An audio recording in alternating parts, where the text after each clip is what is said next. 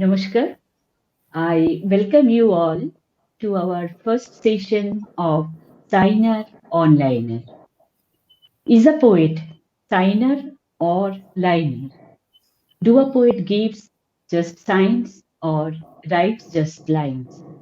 Is a sign to signal a poetry or to line up a game of poetics? With these ideas, our discussion will be revolved around the poet and his poetry. Today we have the poet Subhro Bandopadhyay with us. On behalf of Ongshumali, I welcome Subhro Bandopadhyay. Thank you. Subhro, your pen name Shubhrangshu Banerjee is a poet, translator, and Spanish teacher. Born and brought up in Kolkata, speaks not only in Bengali but also in Spanish. I just name his books and poetic achievements. His first book, Dahan Khatha Theke, was published in 2000. Then Chitabak Chahor, Kachir Sarbonam, Ritu Diprohor, and Bodh Lekmala o Onnanno Shroma, and also a biography of Pablo Neruda. And for Bodh Lekmala, he won Sahitya Akademi Youth Award in 2013. He has translated several contemporary Spanish authors into Bengali, including Antonio Machado, and published three poetry collections in Spain and Chile. He received the Antonio Machado Poetry Fellowship from the government of Spain in 2008 and the Poetas de Otros Mundos Award in 2014. He is one of the editors of Code Online magazine, and also you know about his Poddocharcha Online magazine. Now, Shubhra, to start, though we know poetic journey never starts nor ends. It's an open-ended game. Still, I would like to know from Shubhro about your formation in poetic journey, any poetic influence behind it, and when and how you realized you wanted to be a poet. Shubhro. It's a it's a difficult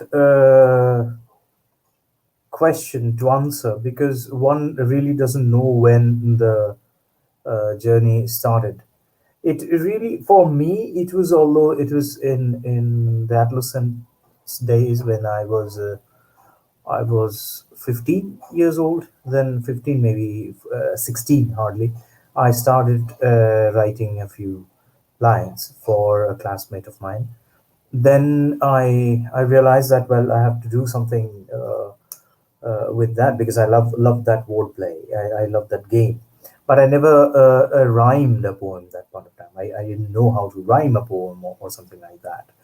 Then my interest in poetry, basically the, I must call it the alchemy of words, maybe, or maybe the transformative power of the word. I started liking that at a very young age. That was like that was, I was talking about 15, 16 years old I was. So I started reading poetry at that point of time, and I started reading in Bangla, of course. And I was deeply moved by Sunil Gangopadhyay and his I read a book called Chobir Deshe Kovitar Deshe and Onno Desher Kobita. It's a very, these are now I can really, if I recall those days, I can just link with my present situation with those books. And literally, I was moved by the poets mentioned in those two books, and of course by Shunil Gangopadhyay's own writing. And then eventually, when I was 18, 17, 18, then I started writing. And around uh, 19, when I was when I was 19, I was in the second year of the college. Then I started publishing poetry, publishing poetry in the college magazine, and in some little magazines at that point of time. Kavita Pakhik was one of them. Kavita Pakhik was the first standard magazine where my poetry got published. Then, like those formative days, I can say those were the days of my formation, and the formation is an ongoing process. I must call it like the undergrad of poetry that was started when I was in undergrad. So at that point of time, I was playing with words. I was toying around uh, with I mean the entire contemporary Bengali poetry, and then I came across with through Kobita Pakhik and through a friend of mine, Joydeep Chakraborty, who is now a very well-known children's author, and he is a poet, and he started somehow influencing me with his choice of books, with his choice of poets. He Then I was introduced to the little magazine movement, literally, and all the poets who were there in Kavita Pakhi group, and I started reading them. I discovered Johor Sen Mujumdar, a great poet of the 80s. Then I discovered Dhiman Chakraborty and others, like all those people. But after a after a few, I must say, after a year or so, I and like we were three in the group. I, Proshun Mujumdar, and Shubhankar Chattopadhyay. We three were there, and we were very close friends. And we have other friends with us, but we three used to write, and all of us we somehow realized that we should start a magazine.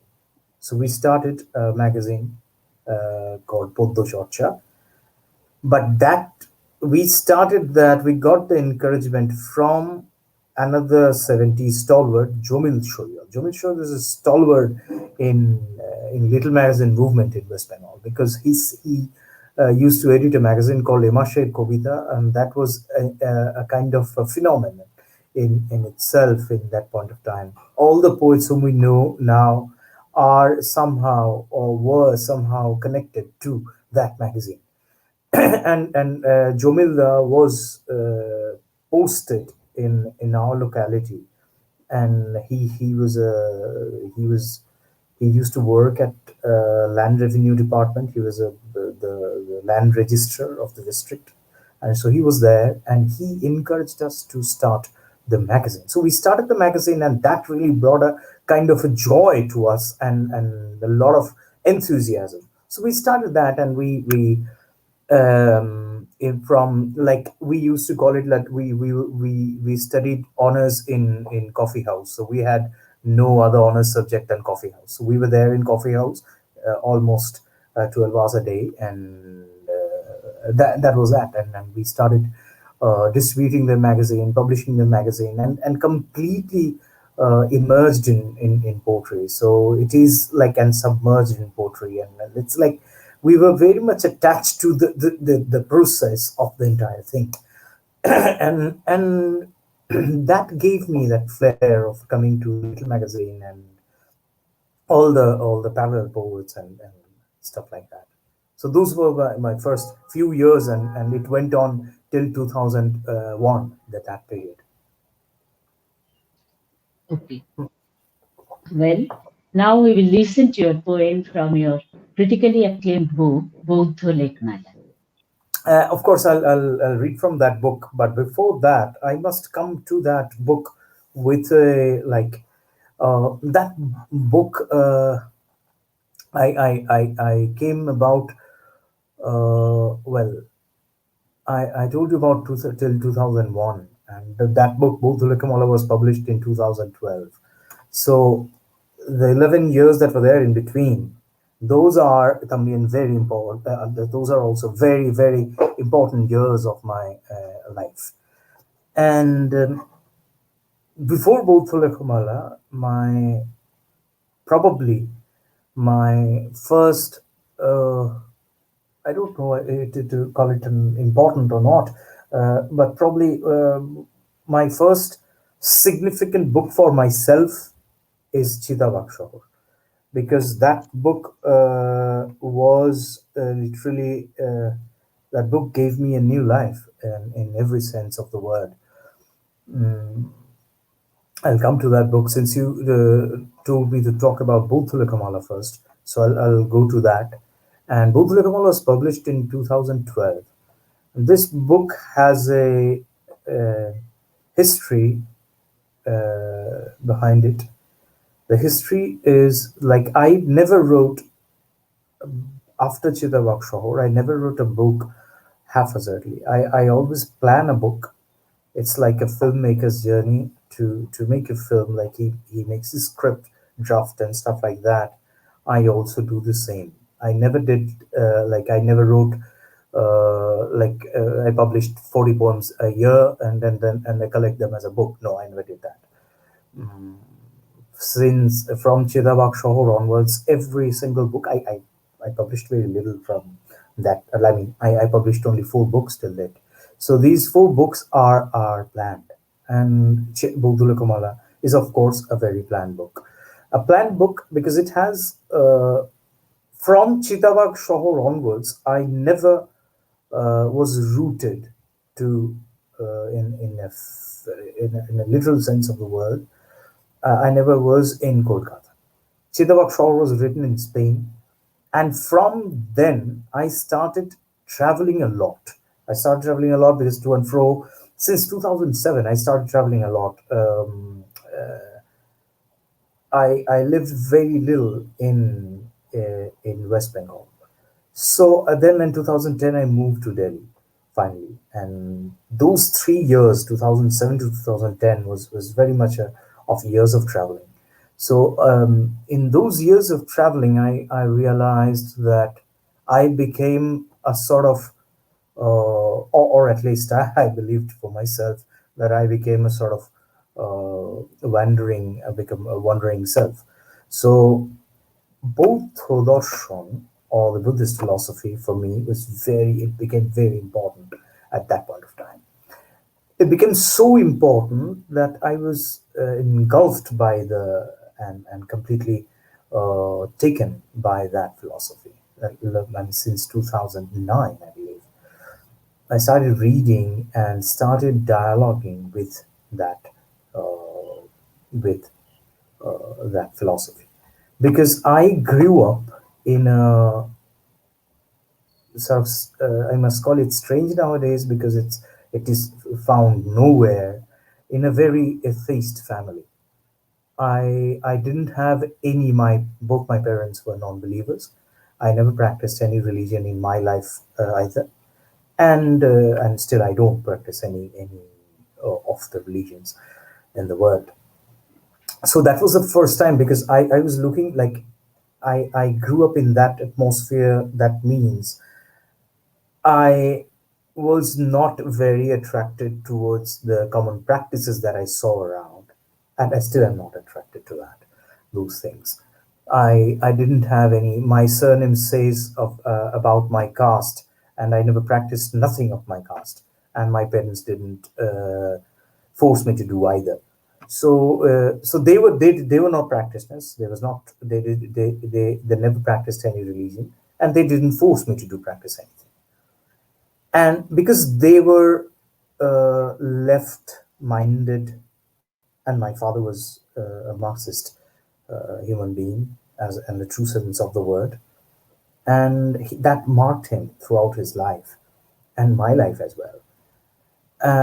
But I had that doubt that if I am someone who is from, like someone from the eastern part of the world, which has a rich philosophical background, but did we have any materialistic philosophy? Did we have an atheist culture? Because everything is related to some sort of religiosity or some sort of God believing religion. So I came across Shankhodarshan, I came across Bauddha Darshan, so Buddhist philosophy. And Buddhist philosophy was the philosophy that attracted me the most because I still am an illiterate person in philosophy. I had never received any formal training in philosophy, so I couldn't enter Shankhodarshan. Shankho needs a little bit of training in both in philosophy and in of course in Sanskrit. I didn't have either of them. Buddhist philosophy was easily available, still is very easily available thanks to the Japanese culture, the Zen variant of that. Then I started reading and reading, and I was exposed to a lot of books related to Buddhist philosophy, and yes, I discovered my atheist root there. Buddhist philosophy was never a God believing philosophy. It never believed in any God. In Tibetan variety, when it was mixed with tantric philosophy, they created their own gods and goddesses. But in original Buddhism, which is now called Theravada, in Theravada Buddhism, or even in Zen, there is no God. Um, so I was attracted to that. And Buddhist philosophy is the probably the first Indian doctrine to declare that we will live in a world full of suffering. Because in Vedic philosophy, that's very normal because in Vedas were written, they all were written in the period when human being in Europe, they all were, I mean, in the Shruti phase, the oral tradition, it was there when in Europe they used to hunt Neanderthal people, so Neanderthal human beings. So and they were in the subcontinent. They used to render the first verses. So they didn't have. They were really happy with their existence. They never thought of any suffering. So they had that concept of Amritasya Putra. That concept was there, and they all were children of happiness, and that essentially I was not. And so Buddhist philosophy gave me that kind of a scope for a dialogue as a 21st century citizen who doesn't have any literally any attachment to a certain land. Land is something that is there in my head, but physically there was no land with which I can call myself. I am from that place, or I belong to that category. So Buddhist philosophy gave me that flair. And in while I was in Spain, I discovered a kind of a group of people that you can see anywhere in Europe, anywhere in any European country, or even in the US. Maybe I don't know, but in Europe, yes, they are there. Um, the illegal migrants from the subcontinent. They go to Europe with a limited period of visa, then they disappear completely among the crowd, and they never disclose their identity. They live there. And I came across somebody from West Bengal. He was such a hero to me at that point of time, and he came from Bangladesh to India, then from India to Nepal, from Nepal to Europe. So he traveled quite a lot from this part to that part.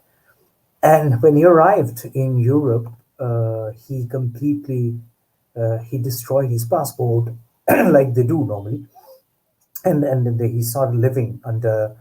Well, he started working at different restaurants as a cook and whatnot, like any odd job he used to do. And when I met him in 2007 in Spain, there was in 2008. I met him first for the first time in 2007, and 2008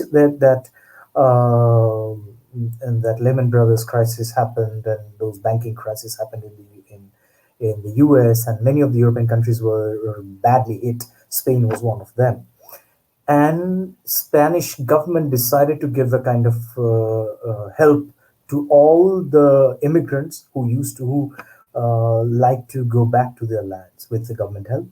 The government of Spain, they give money to go back to their own countries and set up a business or something like that. I told him, why don't you? But he was really unhappy. I never saw him happy. He was unhappy in that land, and he said he cannot go back to neither to West Bengal nor to Bangladesh because he doesn't have any passport. So I asked him, why don't you go back now? Because the government is helping. You can claim your thing. He told me very clearly. He is completely. He's in the registers of the both the countries or the any concerning country, he's treated as a missing person. He is someone who disappeared 12 years, then 10 years ago, and after 2 years, he will become completely, he will be declared disappeared. So that man shook me completely. And combining these two things, I started two series of poems. One is, of course, Bouttole Komala, and one is Joachim Mundal's poetry. Joachim Mundal's poetry is that is that section where I talk about that illegal immigrant. Since the book is called Bouttole Komala o Onnanno Stromon, Stromon, as we all know, what is Stromon, and I combined that word as an adjective, Stromon as in a traveler, as in a wandering monk, and other things. So I combined these two things, and write. So I'll read two, three poems from Joachim Mundal's poetry, that because those are the poems which are translated to English. In there is there's a sort of introduction to that. You can check it if you look for Joachim Mundal's poetry in the web. One, you better speak, since you've come this far, like the empty sigh on a bum's manuscript, or the whispers about someone's failed marriage. As far as you have piled up massive resistance, look, no culture they have, just cash, fast cash. Look, they drink liquor with rice, with those ill-dressed dancers. I copy in the language of the tongue, in the neurons of a tape recorder. Is there a Buddhist shaman inside the sodium? His violet robe was has worn off, right after the immigration check. A temple had asked for some donation. Large, empty canvas. I first apply some discolored white acrylic on the panel, then from the thick brush, with a sudden gush of monastic air, rolls an empty street's midday preparation. April in the flesh. And this is kind of Joachim Monol is a kind of acronym for me, and he's a painter, illegal immigrant and a painter, so it's always there. Number two, to Romania's Jenica or any of those prostitutes from Eastern Europe. I didn't ask for which country. As the conversation elongates, I get a sense of the arteries' bruises. It hurts you to see any road, any cloth or paper turn red. As pigeons push through soft October in the park, I can see in the breeze black patches, in the seat of eyes, attuned to unsleeping, our riverine mother coast. Characters from the book have turned into statues. That these steel rain wets. A secret journal tells me that, as the silhouette of nakedness wets, a wing pulsed by touch, salty, ashen air, seeping out of the house to see the hackneyed foam-wrapped stores float, continuous two-way traffic into the root cellar. I return, a side-turn flight touches huddling boobs, fluorescence from the sex shop angling across the window, a bird made from plain knife on the bedside table.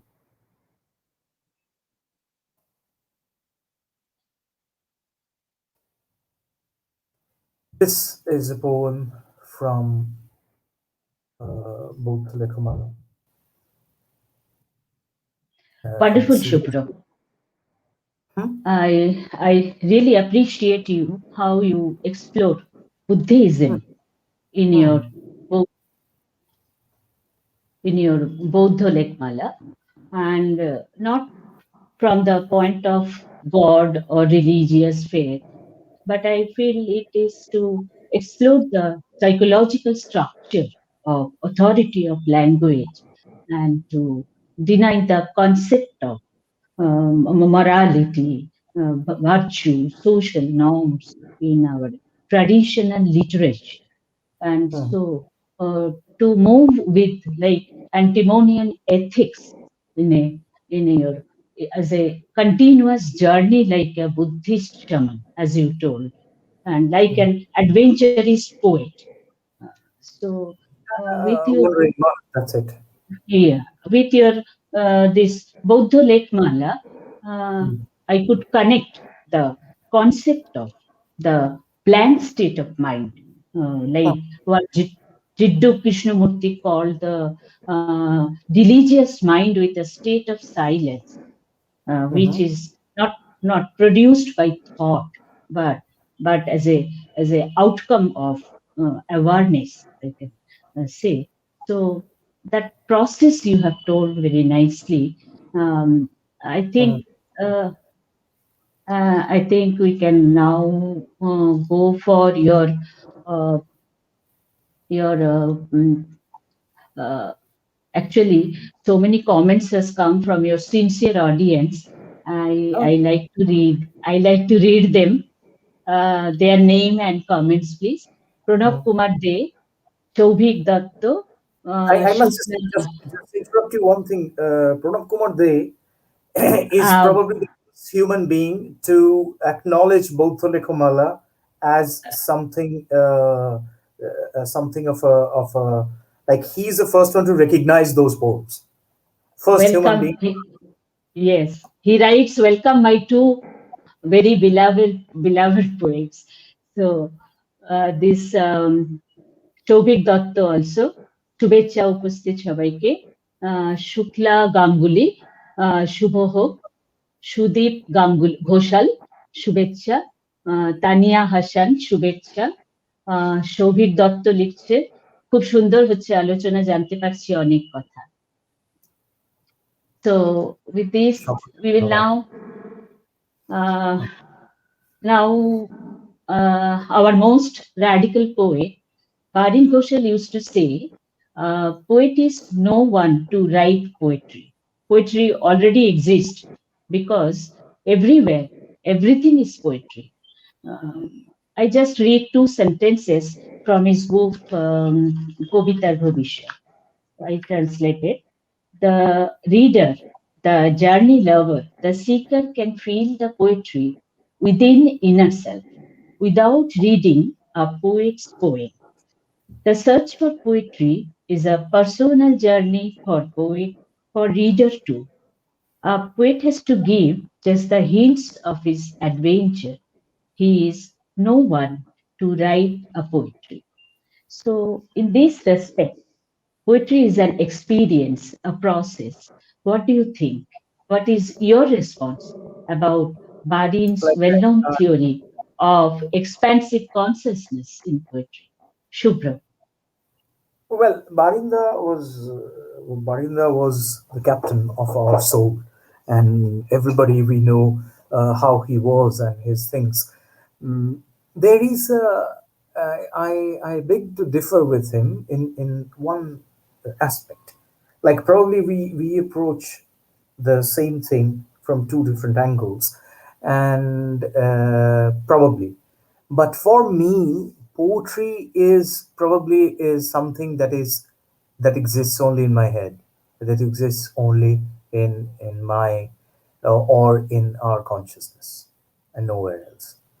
So we have to curve them, we have to and that the probably that is something that Barinda calls to search for it, to look for it, and to find it, and what I call to curve it, to sculpt it, to create that. But there is a like there is of course a kind of mysterious force. Something is there. Why did I write the lines in the way they are? Or maybe there's always a chance factor that is there, because I wanted to, and there is always a factor that that point Barinda is 100% right. Like I used to talk to him like that about that in like when you try to reach a goal, you try to frame something in your poem, but you can never reach that. You cannot reach a point where you can literally write exactly what you wanted to write. It's very difficult. That is probably a little bit of chance factor that is there. You can have a shape, you can have a plan, but there is always something extra that happens around. That is the case. Interesting. Now Mhm. I will come to your Spanish language, which I believe acts as a second language beside your Bengali. And Spanish reminds me the concept of anti-poetry of Spanish poet like Nicanor Parra. And I could connect the starting of Kaurav literary movement of 70s with anti-poetry under Barin Ghoshal and Kamal Chakraborty that deals with the poems not eternal but temporal, not of permanence but of movement, and not artisan but art.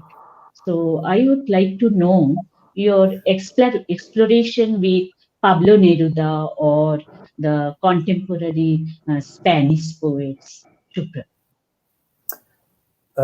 First, Spanish is a very vast language.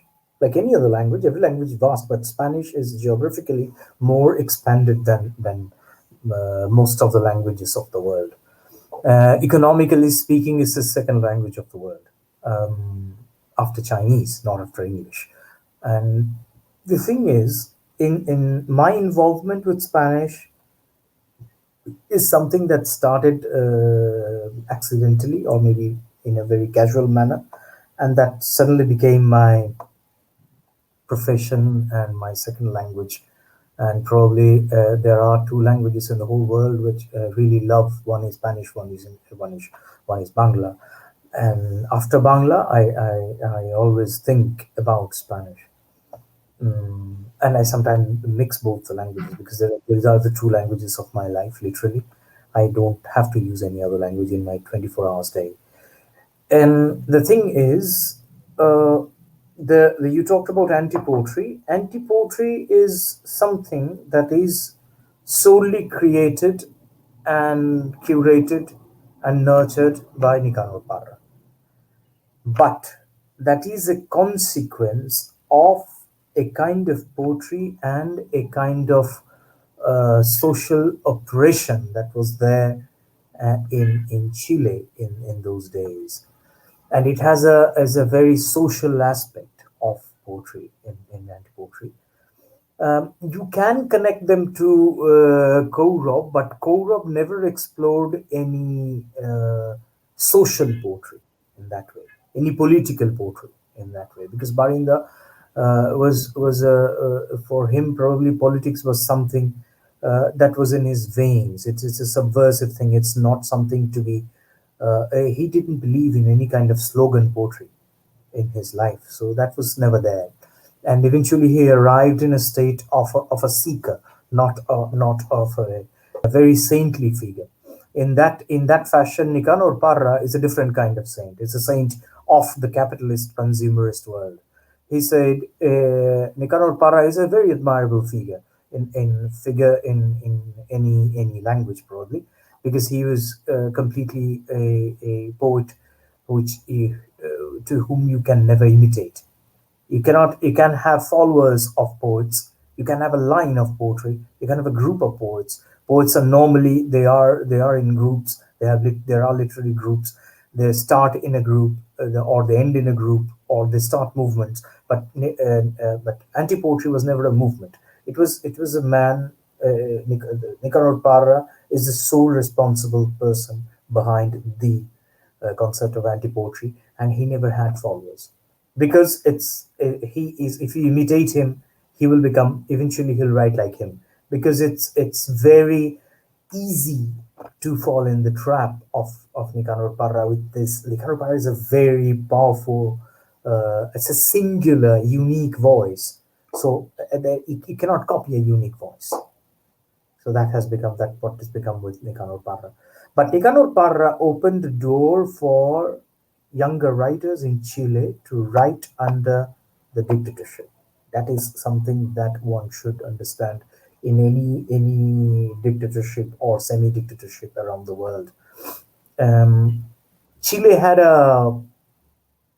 strict, a very ferocious and a very violent dictatorship, and they had a censor board to pass the book. So Nicanor had to adapt to that situation with these poems, which are literally parody of himself.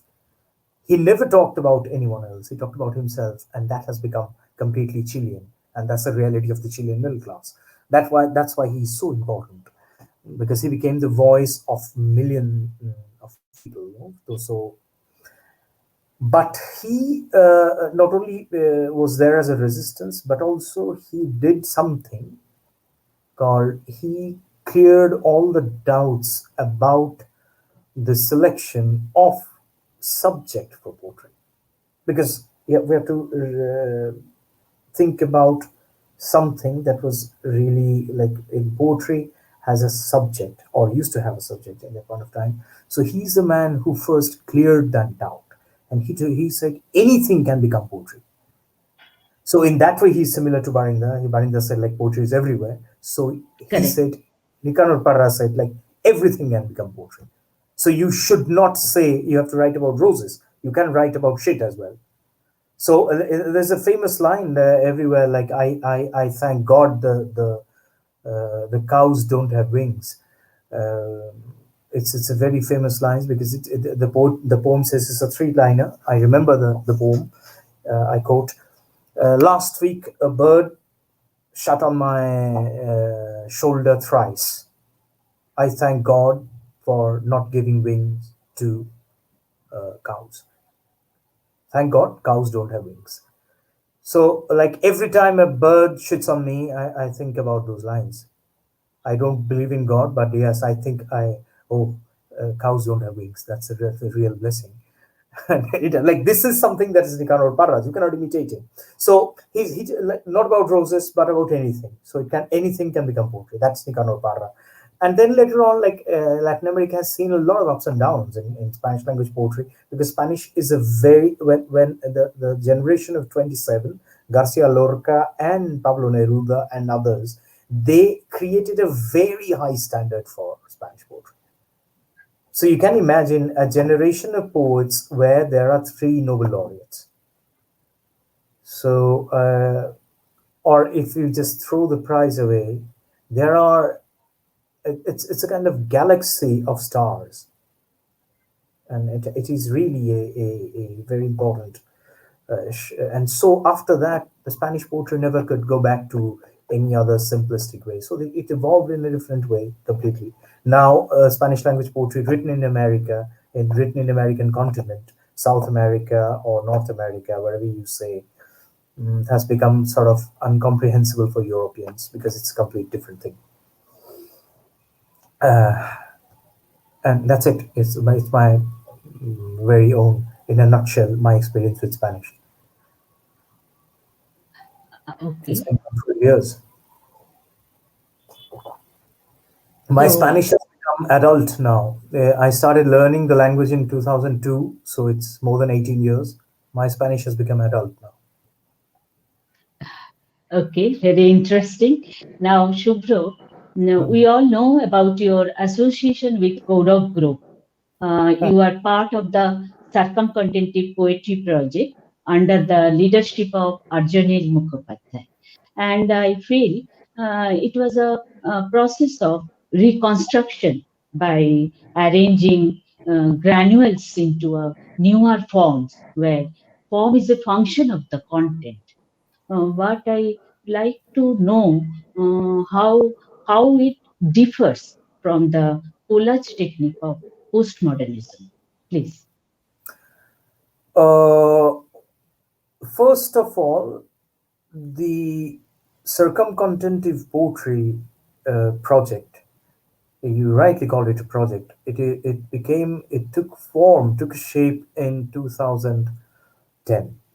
we started thinking about it because there were a group of people who lived a period of time outside their own geography of languages, or their own geography of language, in that case Bangla, and they were influenced by the landscape they used to live.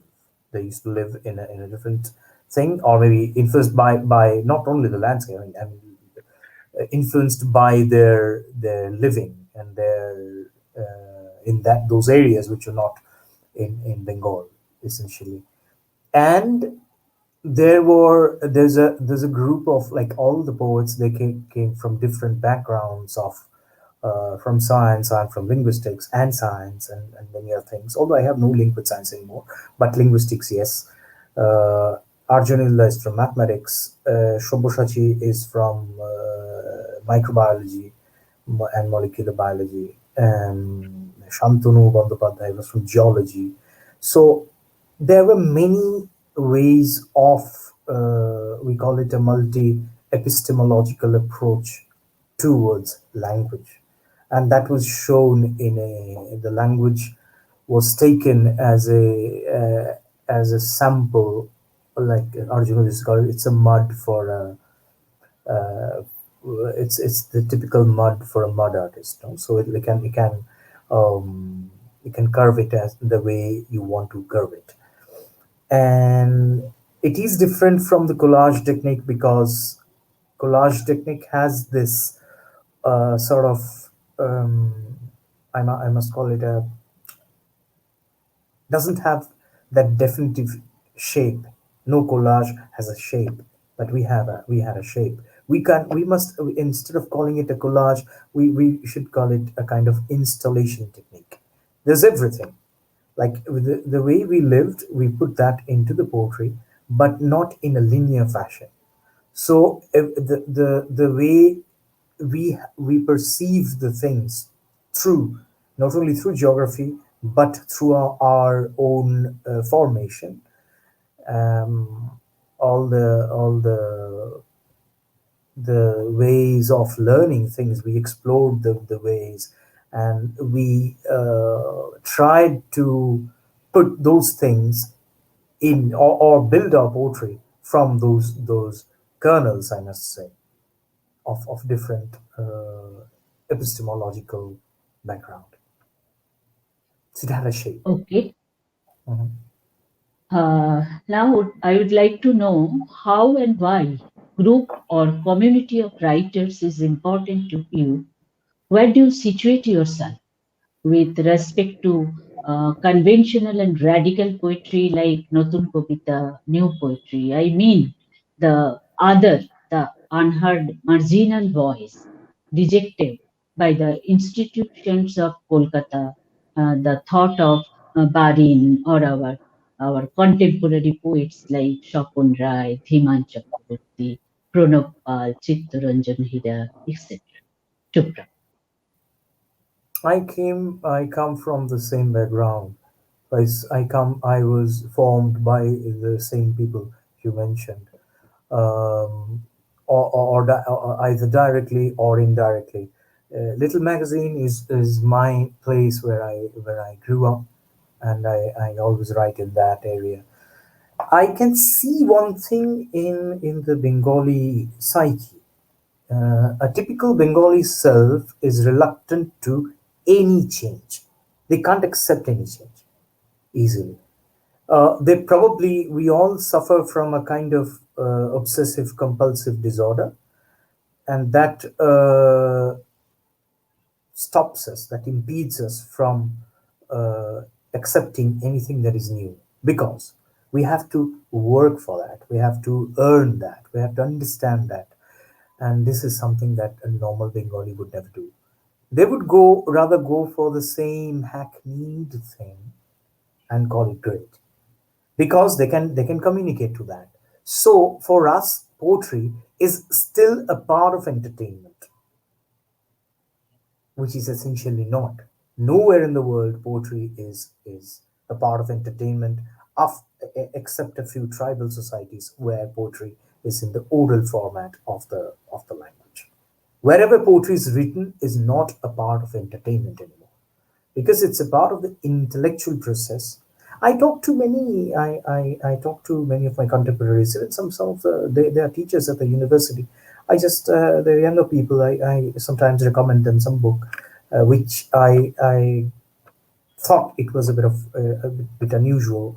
So they said, where is the new thing there? They cannot get at the new thing there. Say, I must call it, like, for instance, Sriti Lekha Arjunilla's book. Sriti Lekha, for me, it's a landmark achievement for Bengali poetry because it is something that nobody did before. That doesn't mean that Arjunil is the first in the whole world to do that. No, there were people who did that before in the world. Arjunil took us to them, or maybe we all discovered the things. Like, for instance, I love Anne Carson. She's a Canadian poet who explores every single aspect of poetry from different angles. But Anne Carson is not possible in Bengali poetry because probably, or it is possible, but nobody would read it. And Gerson of or in West Bengal because, or in probably in Bangladesh either. I don't have any idea about Bangladesh now, but I think the situation in West Bengal will never allow us to explore some experimental way. No, because mm, or I must some invention. If you do something new, which is not known to your ears, because we still believe we are a sort of tribal people. We go for that orality. We go for to remember the lines, and we recite them at a very romantic atmosphere somewhere. We still like to explore the nature and read common poetry. Mm, so these things are there, these romantic things of 1940s is still there, and we enjoy them. So if somebody who goes out of that pattern is always outcast, and that happened to everybody. But for me, it's like, for instance, Chopin Rai is probably the best known for me. Like, he's extremely lyrical, he's very lyrical poet. He knows the pulse of Bengali language, and but he's an outcast. Why? Because he's not a lyricist in the traditional sense of the word, but Correct. that's why he's an outcast. It becomes because his lines are not to be remembered or to be recited in a moonlit night in a mountain, or maybe by somebody else in by some, because we still have that tradition of reciting poems. That is also a very different aspect of things.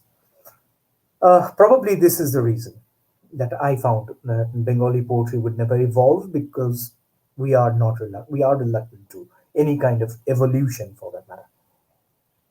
I remember the Jaipur Literary Festival of 2018, where you were invited as a first Bengali poet, and also the Poetry Connection project between India and Wales in 2017-18. So, what I want to ask you, why and how important is joining in a Lit Fest to you, Shubhra? Since 2009, since I got that Antonio Machado Poetry Fellowship, Chitabak Shohor is the result of that fellowship. And that book was published in Spain in 2010. Since then, I participated in many international festivals. I was invited to many other countries, many places. And India Poetry Connection, India Wales is one of them. It's very interesting.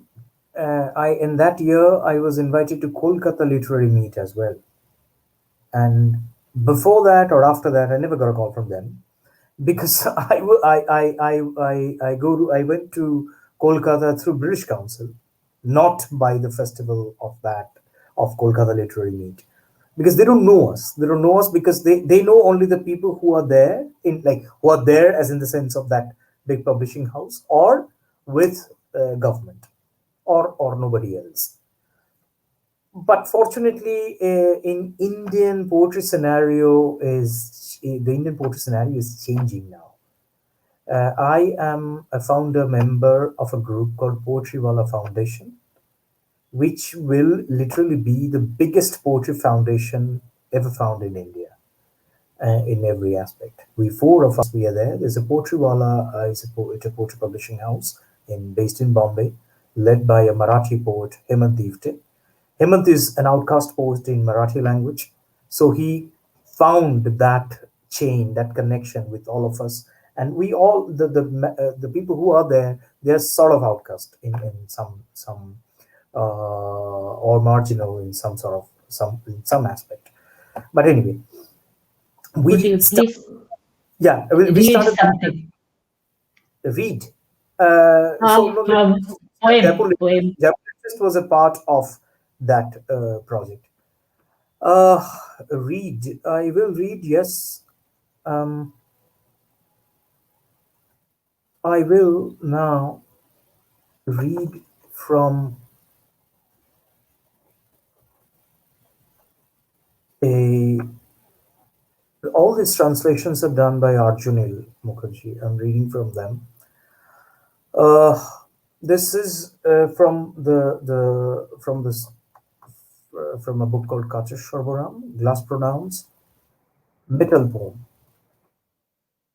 I tell myself to aggravate ferocity with those I had chosen to be worse with last year, those I had toiled more to be hostile with this year, who put tongue against blade, every day feet entwined by sun, not submissive mornings by sparkling afternoons, arranged my books before orderly rows of insecticides, unwritten absences of bodies on the pages. Would you traverse elsewhere? Effortless stops of choice descending from the bus, alleys proximate, early arrival of stray dog catcher vans that howl by. You watch the dreaded tremors of saved animals. Every day, do you think about dad? Hate the compulsion of going to work before mirror by not looking at what is aging by habit training. Um, You have from audience two questions. all Uh, right. Wow, I'm Shobik, glad. I'll read them. Shobik Datta is asking, I want to put one question. Yeah, this Uh, is how language expression is important in poetry. That is how that is the how the language of expression is important too in poetry.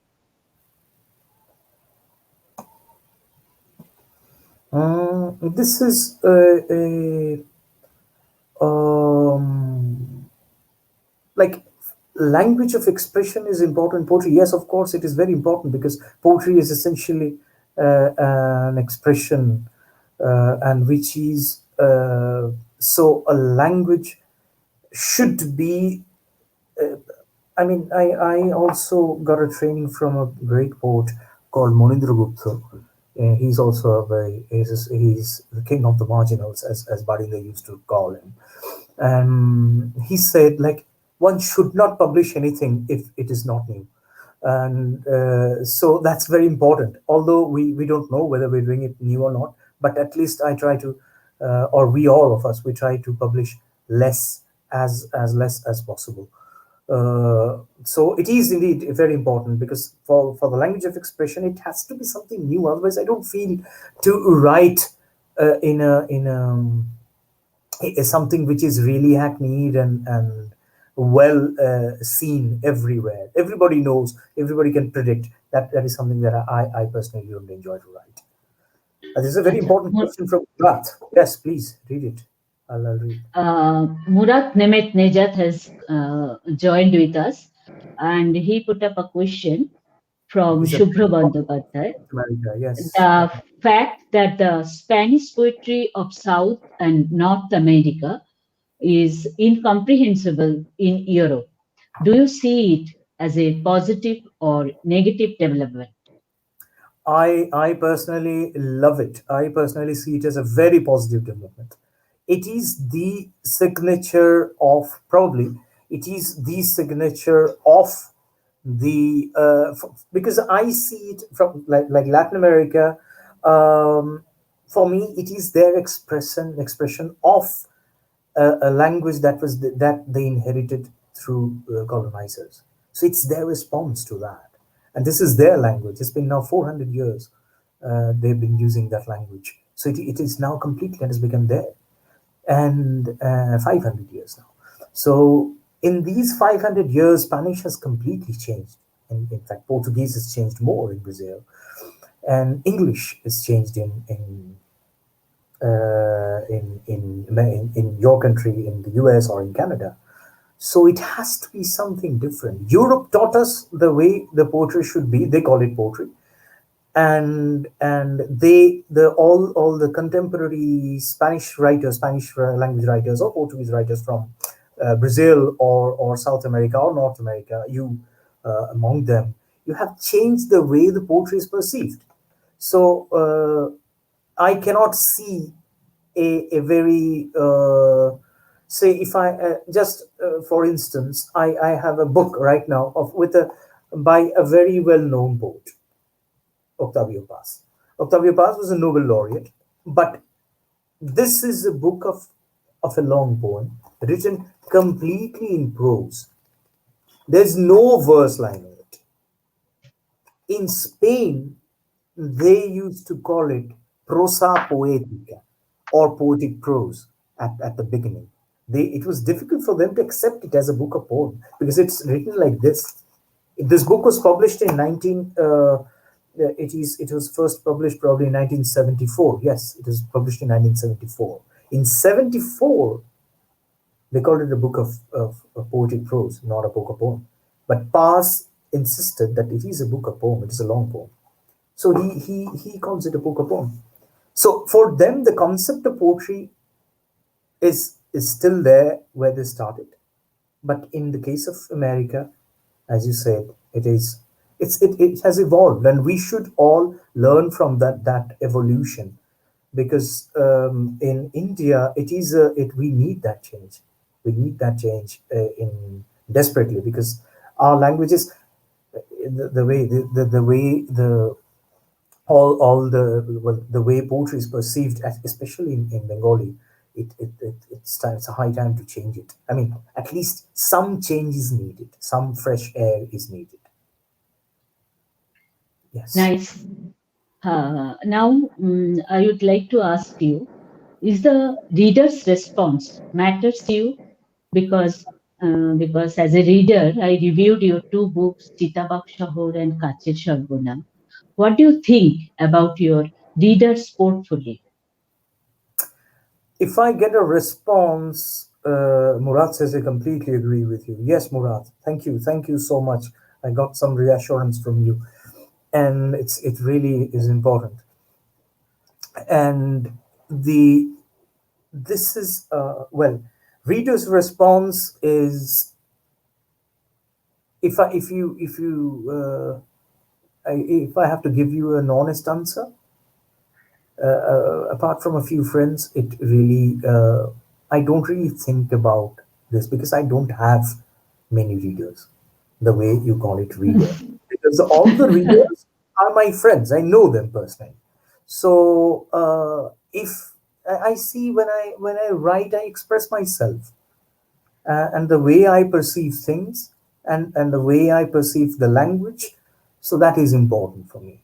So if I think about an abstract idea of reader, that wouldn't really help me. If you publish a review of mine, I said, well, I know you personally, I know you read my book very well, and that's it, and that's a kind of gift for me, you know. So a friend's gift to a friend. But otherwise, the that idea of reader, I can't really perceive it. So I really don't know the feeling. Nowadays, probably when I write something, when I finish editing that text or that poem, I think about two, three people around. First, of course, Arjunil, he's our captain. So I think about he will yell at me, yeah, did you do that? Why did you use that adjective? Or something like that. No, he never yells. He's a very gentle person. He never yells at anybody. I don't think he did it ever in his life. But still, I have an imaginary yelling of Arjunil in my head. So if I use a very, say, a very used adjective or word, I think twice about it, and then I thinking about Arjuni. So, and there are 2 3 friends of mine. I have a very good Spanish friend. I think about him as well. What he would respond probably when I recreate the poem in Spanish, or if I write it in Spanish. Yes, Murad My is a very important person for me also. Yes, he yes, is the captain. He is the editor of poetry. yes, yes. My last question, Shubhro. Yes, please. Today, internet and social media has become our part of life. So whether they matter or contribute to your poetry in any sense. Social media don't contribute to my poetry, to my but yes, there's one thing we all have to accept it, that poetry is since Bengali, we're talking about Bengali poetry and its culture of, and its orality, or its recitation or something like that. Parallelly, in the rest of the world, there is a community of performance poets, slam poetry, and latest addition to that is Insta poetry. So I have to be aware of the fact that those things exist. So they are there and they're very popular. Like Ruby Kaur is a phenomenon. A friend of mine did a doctoral thesis on that, the Insta poetry phenomenon, and the way he explained things. Yes, those things really are there. I'm not a part of that because probably I can't think that in that linear way. I don't have to express in that fashion. I don't feel the urge to do that because my thought process is probably to get into the language or to the complexity of the language, but not the simplicity of the language, because I can't write it. I'm not that I'm not that crafty, I must say. But they're there, but Ah, they don't really affect me in a big way. No, I hardly use Facebook. uh, I don't have any other social media. I hardly use Facebook. It is there. I can see the clock is ticking, Shubhro, All and right. it is very difficult to explore a versatile poet like Shubhro in this short period. We have to sit again with Shubhro sometime. Thank you. Shubhro, if you like to tell something or to Ongshumali magazine, please. I Probably I did the first live from West Bengal in Ongshumali platform long time back in Bangla. Before Shopunda started, Shopunda invited me to do that, and I did it.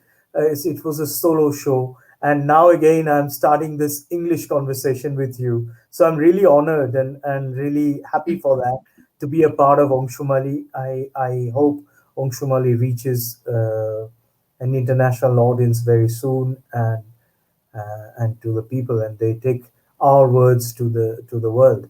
That's very important. Thank you, Ongshumali, for inviting me once again. Thank you, Runali, for inviting me. Well, well, we are at the end, which is not the end, but the end of the beginning. Thank you so much, Shubhro, for joining with us. And my special thanks to all the audience, All the with, audience, they were without there whom the session would not have been so exciting and interesting. without And I them. sincerely appreciate your time and your attention, and I look forward to your presence for the next session of China Online. Namaskar.